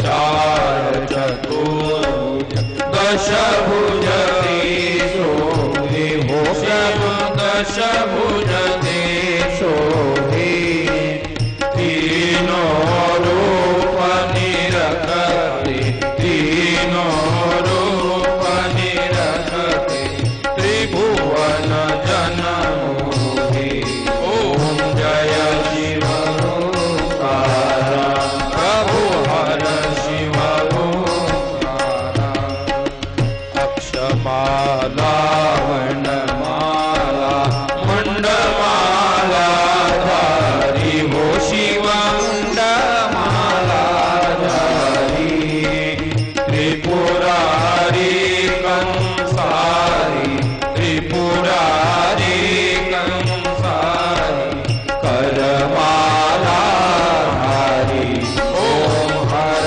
हर हर माला, ओम हर शिव ओंकारा, श्वेतांबर पीतांबर व्याघ्रांबर अंगे, शिव व्याघ्रांबर अंगे, सनकादिक ब्रह्मादि, सनकादिक ब्रह्मादि, प्रेतादिक संगे, ओम जय शिव ओंकारा, प्रभु हर शिव ओंकारा, परमाधिक मंडल चक्र त्रिशूलधारी, हो शिव चक्र त्रिशूलधरता, जग करता जग हरता, जग करता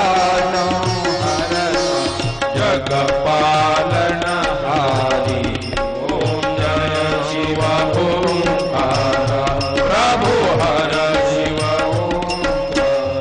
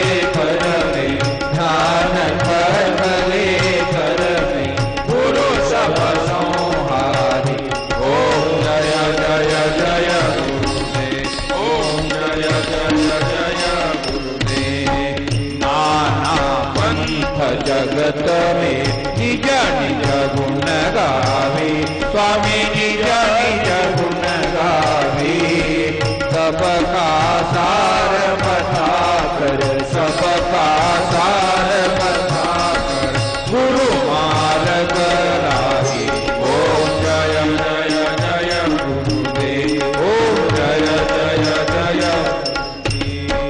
गुरु चरणामृत निरमल सब पातक हारे स्वामी सब पातक हारे वचन सुनत तमना से वचन सुनत तमना से सब पातक हारे ओम जय जय जय गुरुदेव ओम जय जय जय गुरुदेव घन मन घन सब अर्पण गुरु चरण कीजे स्वामी गुरु चरण कीजे ब्रह्मानंद परम पद ब्रह्मानंद परम पद मोक्ष गति दीजे ओम जय जय जय गुरुदेव ओम जय जय जय गुरुदेव ओम जय गुरुदेव